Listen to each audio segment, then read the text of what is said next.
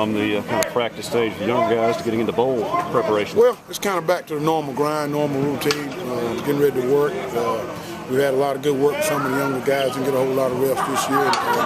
Today was the first day really kind of zeroed in on Rice, and I like the guys' attitude. Came out, got a good day's work, great weather, perfect time to practice.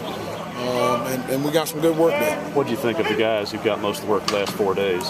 Well, it's good. I mean, it's good for me because I get a chance to work with those guys, and I don't see them a whole lot. They're over there working scout team stuff. So it's good. I get a chance to coach Jordan Washington. I get a chance to see Nick James. I get a chance to see John Harris and all those guys. So it's been good for me. How does Nick James handle his situation there? So once y'all convinced him that it'd help him to go this year, sit out, how does he handle that and bounce back? I think he's starting to mature, which is good. You know, he understands the situation he's in. He put himself in. And he can work himself out. So he's starting to mature. He's still got a ways to go, but he's starting to take some steps in the right direction. Coach, obviously it's your first year, so you really didn't see Caleb you as much at defensive end. He moved inside for you. Talk about his impact this year, defensive tackle, and how that position moved kind of favored him. Well, Caleb's he's kind of been a grind guy. I mean, he's there every day. He's been hurt. He doesn't say a word. He just keeps going about his business. It was a situation where we were just trying to get the 4 best guys on the field.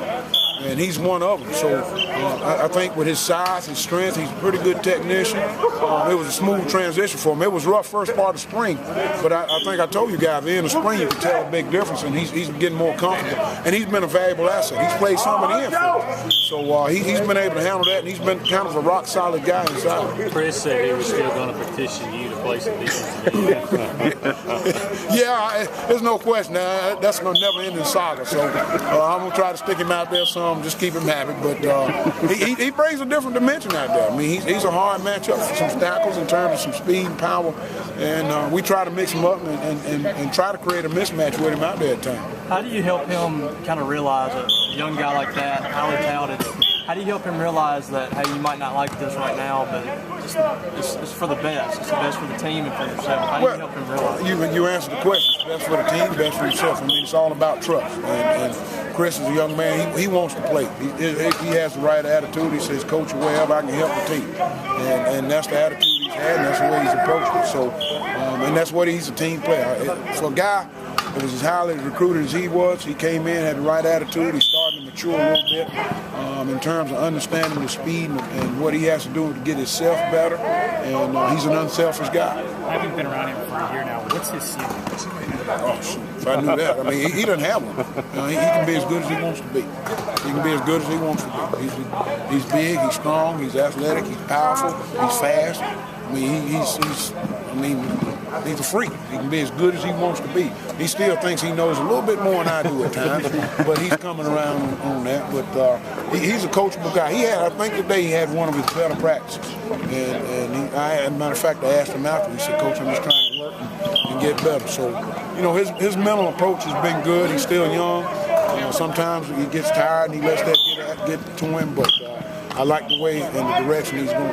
What have you seen the biggest change between, say, now, the best practice, let's say August? Oh, technique, no question. He's doing a better job keeping his pads down, doing a better job getting his hands up, and he's working at it. He knows he's got to do that. You know, in high school, he can just overpower people. He can just go overpower people in this league, and he's starting to work at it and get better. And those are the things that he's got to do to be a really good player, just fine-tune his technique. A couple of guys that we didn't get much to talk about this year, but have regular roles, AJ and Ryan. How do you see their progression? Well, Ryan just shows up every day and works. He's got a great personality. Hadn't been as consistent as I would have liked for him to be. He still works at it, and I'm pleased with his progress. Ryan's a little bit different. Ryan just shows up, works, doesn't say a word, goes about his job every day, grinds at it, and he's got a chance to be a really good player. I really believe that. AJ's got to work at it a little bit more, and he's got to mature a little bit. But I love where those guys are. I wouldn't trade him for anybody. PJ should be okay for the ball game. PJ? Yeah. PJ's been the same all season. I mean, he got hurt August the 3rd, and he ain't missed a beat. So, you know, he's had a week off. He's gonna have another week off, so he should be ready.